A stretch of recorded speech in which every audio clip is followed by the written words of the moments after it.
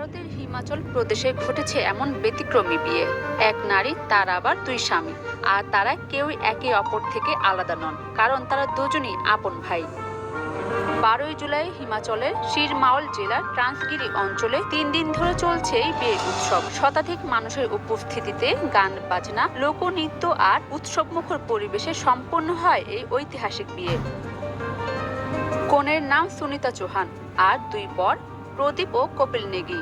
তারা বলছেন পরিবার ও সমাজের কোনো চাপ ছাড়াই একান্ত নিজেরা সিদ্ধান্ত নিয়েছেন এই বিয়ের। প্রদীপ জানায় তারা তাদের ঐতিহ্য নিয়ে গর্ব করে। এই সিদ্ধান্ত ছিল তাদের তিনজনের।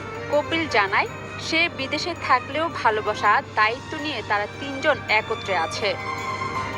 এই প্রথার নাম জোদিদারা। হিমাচলের হট্টি জনগোষ্ঠীর প্রাচীন বহুপুরুষ বিবাহ প্রথা। রাজস্ব আইনেও এর স্বীকৃতি রয়েছে। হট্টি জনগোষ্ঠী এই প্রথাকে জীবিত রেখেছে সম্মান ও ঐতিহ্যের সঙ্গে। হিমাচল ও উত্তরাখণ্ড সীমান্তবর্তী এলাকায় বসবাসকারী এই গোষ্ঠী 2022 সালে ভারতের তালিকাভুক্ত উপজাতি হিসেবে স্বীকৃতি পেয়েছে। এই বিষয়ে সুনিতা জানান, তিনি এই প্রথা সম্পর্কে সচেতন ছিলেন, তাই নিজের ইচ্ছেই এই বিয়েটা করেছেন।